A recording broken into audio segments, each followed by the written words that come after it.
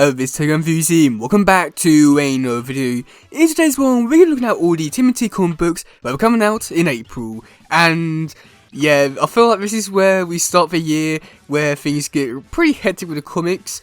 So yeah, let's get to today's one. Let's go. Okay, so on April 3rd, we had the Timothy, the source book number 2. I'm not going to go into the description for this one just because this one is just breaking down the events that happen in the RW universe and breaking down like certain characters, certain story arcs and stuff like that.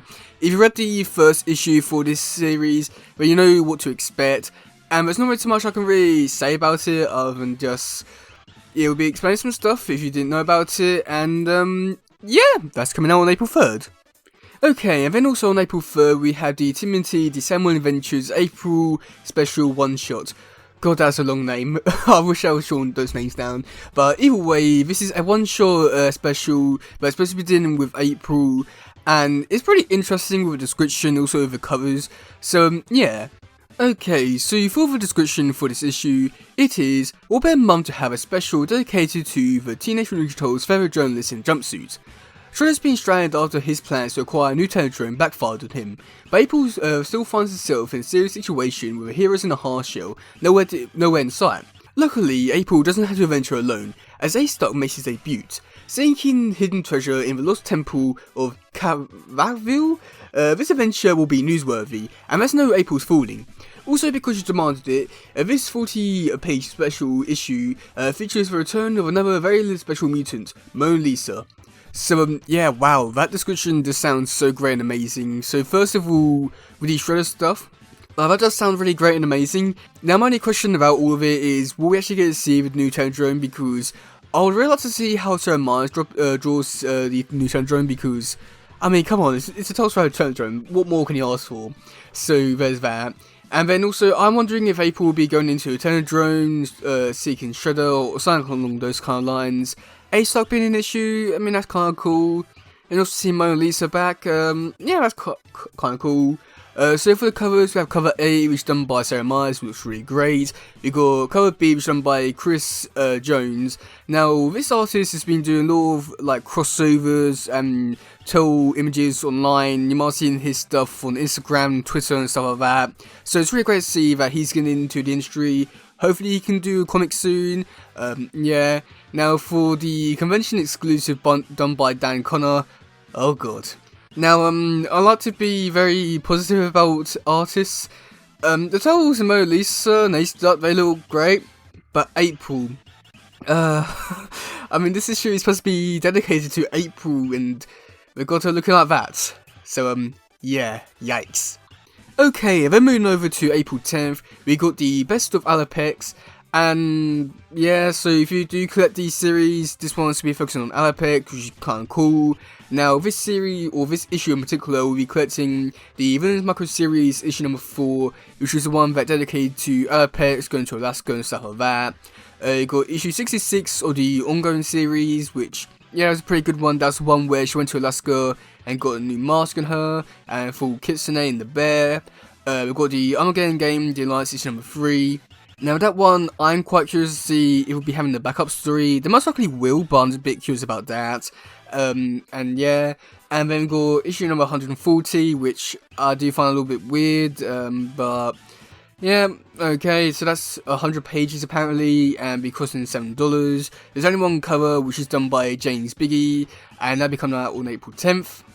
Okay, then moving over to April 17th, we have the Untold Destiny of the Foot Clan issue number 2. And this one, I'm quite curious to see how, like, where the story is going to be going from here. So yeah.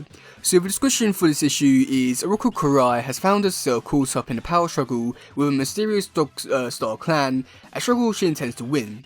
But a surprise encounter with the leader of these would-be rivals yields a shocking revelation that could spell disaster for Kurai's claims to her ranks among the foot. Will Kurai fold under pressure, or rise up to claim her birthright?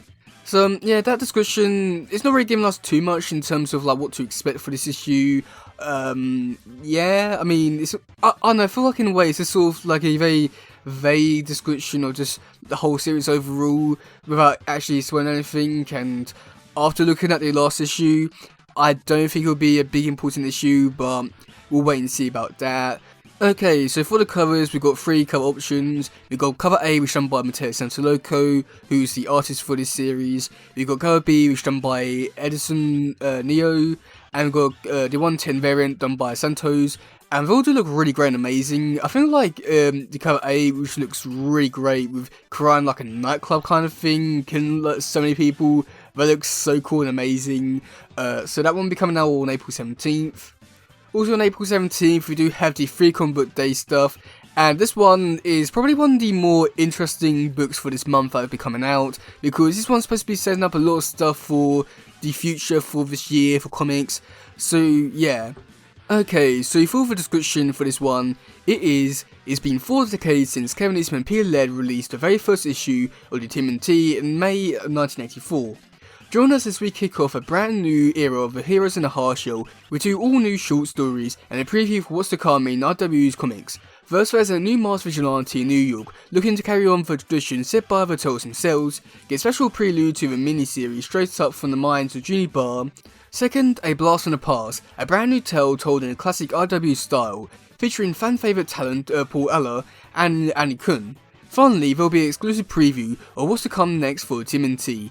So yeah, I mean, overall, that just sounds like a really great issue. Getting so much in this one. So the first thing with the tradition thing, that's gonna be going over with the Night Watcher stuff, and I mean, yeah, that's great. And also a little bit wrong here because it says that it's a mini-series, but it turns out that now the Night Watcher series will be turned into a full-on ongoing series, which is pretty cool. And the person who did the cover for this issue is also the one who'll be writing the series, pretty cool. The second thing about A Blast from the Past, new tale in the classic RW style, that really can mean a lot of things. That's not very helpful in terms of like knowing what to expect for this on that one, just because so many different people worked on the RW stories, it's hard to tell what is a classic tale and stuff like that. And the preview of what's to come next, that's a bit that's gonna be the most curious about, just because I'm not too sure what to really expect. Okay, on April 24th is a pretty big one. So first up, we've got the RW ongoing series, issue 150, which is also known as the final issue. Okay, so for the description for this one, and oh boy, this one is a big description, Jesus Christ. Where do we begin with this one? The colossal and cosmic time-consuming megalodon called Armagon is trying to erase the TMNT from existence. Now only the brilliant and determined Donatello can potentially stop the fearsome foe by racing back to the past in a double-sized landmark 150 issue that celebrates more than a decade's worth of compelling TMNT storytelling. Written by the acclaimed author Sophie Campbell, the massive and epic emotional TMNT 150 is a must-read conclusion to the ongoing series. Fear not, Shellheads, because more will be revealed about what's next for TMNT soon. This momentous milestone issue will feature art by Armagon Games artist Vincent Frederick and longtime TMNT creative colorist Ron Patterson, and letters Sean Lee. Returning for the giant issues are former series artist Dan Duncan, who did the first 12 issues from the series way back in 2011. Ferro Penchi, he also did the stuff for Stranger Things, crossover, and the Armageddon game stuff in the ongoing bit, and Sophie Campbell, and well, I feel like if you've read some TMNT stuff, you'll know what her world looks like, and it's pretty great. This climatic comic will pave the way for the next mutation of TMNT storytelling by RW, but before looking forward, it's important to visit the past. Just like Donnie, RW TMNT ongoing series has presented fans with more than 10 years worth of brilliant and critically acclaimed tales that have captivated both long-time and new TMNT fans with its exciting and heartfelt stories. Everything has been building up to its double-sized celebration, and here at the end, we'll return to the start. Donatello has been searching for his future self to understand how he can fight Armagon. Now knowing where he is, or should we say when he is, Donatello is racing to the past to convince his future. Can he get there and learn what he needs to do before Armagon eats the TMNT out of the timeline? This epic final from Russ and Sophie Campbell and the roster of all-star artists pays off years of RW storytelling. Reckoning with the history of the Turtles, while also setting the stage for the next mutation of must-read TMNT comics. Jesus Christ, that was a long mouthful. So yeah, I don't know where to really begin with that, because there's so much to really break down with that, but all I know is that Donatello's going to be going back to feudal Japan to stop Armagon, and now with the covers, there's a lot to really go over here. There's about 30 covers, so I'll only put a few up on the screen, but yeah, they all do look really great and amazing. We've got stuff by Vincent Frederick, Kevin Eastburn, Sophie Campbell, Dan Darkin, Jesse Longrun, Busty Moody, who else? Shogun Yoon. Just so many great, amazing, talented people in this one. Just wow. So yeah, that'll be coming out on April 24th. Also on April 24th, we've got two books that are basically the same, so I won't really go over them too much in detail, but we've got the TMNT and Stranger Things crossover, and this will be collected in both a trade paperback book format, and also a hardcover back format, which I'm quite surprised they're releasing both at the same time, just because, well, normally they do release them separately and stuff like that. But it seems that the hardcover is being released on the RW Online exclusive store, so if you can get good for you. Yeah, I mean, it seems like a decent book and all that. Although I must admit, I'm quite surprised with the pricing for this. Trade paperback is $20 and hardcover back is $50. I feel like that might be a little bit of a rip-off because you're only getting 4 issues in that. When you look at something like the RW collection books, which has like nearly 20 issues and costs about the same, if not less, that is a rip-off. So, highly recommend going for a trade paperback and all that. So yeah. Okay, and then for the last issue to come out on April 24th, which I feel like is going to be the big one, it is the Cyberpunk Adventures issue number 12. And if you don't know what's going to be happening in this one, basically they're setting up the events for the Tales Forever 2 crossover thing, which has been hinted at for quite a while now with all the like covers. So this one's going to be a big watch because, well, 2003 Tales are coming back, Jennifer's going to be in it, 2012 Mikey, Mirage Leo, Rise Wrath. This is going to be the watch out book because things are going to be going down and I can't wait for them.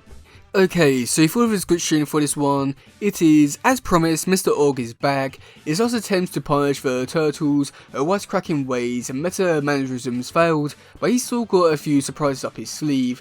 He diverts a set of challenges, and if the turtles win, he'll never bring up the fourth wall break again. If they lose though, the consequences will be dire. They'll be wiped from existence. The games begin with part 1 or the Ogg Olympics. So yeah, if you already know what's happening with the Turtles stuff, yeah, we already know the Turtles do win, and the next event, which will be happening in the next issue, will be the Turtles versus the Turtles, and oh god, I can't wait.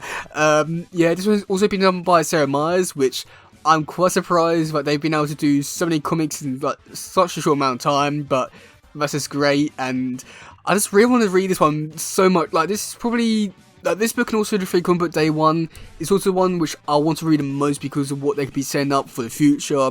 But this one more in particular because 2003 Tales are back! Yay!